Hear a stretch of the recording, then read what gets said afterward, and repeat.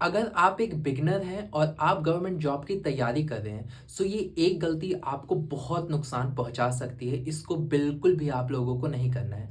सो होता क्या है कि जब हम बिगिनर होते हैं और अपनी प्रिपरेशन शुरू करते हैं, तो सिलेबस क्योंकि इतना ज़्यादा रहता है, तो उसे कवर करने के चक्कर में हम रिवीजन पे फोकस ही नहीं करते। हम मल्टीपल क्लासेस लेते हैं कि फटाफट हमारा जो है सिलेबस कैसे भी कंप्लीट हो। अब इसके चक्कर में क्या होता है कि हमारा रिवीजन छूट जाता है, कहीं पीछे रह जाता है। सेम गलती मैंने भी की थी। मैं फर्स्ट डे से जानता था कि रिवीजन बहुत ज़्यादा ज़रूरी है, रिवीजन करना ही करना है।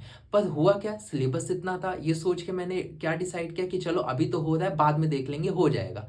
इसका रिजल्ट क्या निकला कि जब मैं दोबारा उन चीज़ों को मैंने पढ़ना शुरू किया, वो चीज़ें दिमाग में आती नहीं थी, वो हो ही नहीं रहे मुझसे, प्रॉब्लम आने लगी मुझसे। तो ये चीज़ें मैं अभी आप लोगों से शेयर कर रहा हूँ कि करना ही करना। आप ये मान लो कि रिवीजन नहीं करोगे, सो आप 2 या 3 महीने बाद वहीं पर आ जाओगे जहाँ से आपने प्रिपरेशन शुरू की थी। सो रिवीजन करना कैसे, ये भी बहुत समय के बाद मुझे रियलाइज़ हुआ कि इस तरीके से करना एक बहुत ही बेनिफिशियल वे है।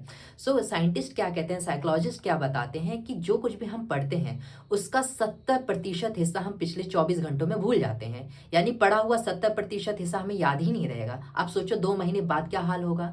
सो ऐसे में हम लोगों को क्या करना है कि हर एक दिन रिवीजन करना ही करना है। हम आगे बढ़ेंगे ही नहीं जब तक जो कुछ भी हमने पढ़ा है उसका रिवीजन करेंगे।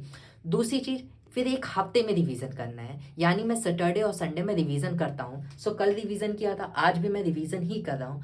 अब मैं क्या करूँगा कि जब ये मेरा महीना एंड होने वाला होगा तो इस महीने के लास्ट में मैं 4 दिन 5 दिन अपने हिसाब से जितना भी मुझे टाइम लगे मैं उस दिन रिवीजन करूँगा ही करूँगा। ये चीज़ आप सोच लो कि रिवीजन करना ही करना है, बहुत इंपॉर्टेंट है। अब देखो मैं एक एक टॉपिक पे आता हूँ कि कैसे करना है। देखो अगर मैथ्स की मैं बात करता हूँ तो मैथ्स में मान लेते हैं फॉर एग्जाम्पल सर ने 2 टाइप करवाए, किसी चैप्टर के 2 टाइप के उन्होंने करवाए। तो आप सारे क्वेश्चंस नहीं कर सकते, आप टाइम बहुत ज़्यादा लग जाएगा। अगर टाइम का शॉर्टेज है तो आप ऐसा कर सकते हो कि हर एक टाइप का 2-2 क्वेश्चन सॉल्व कर लो, ये बेटर रहेगा। हर दिन इससे कवर हो जाएगा। महीने के एंड में या वीक के एंड में आप उन टॉपिक्स पे कवर कर सकते हो जो आपके रह गए।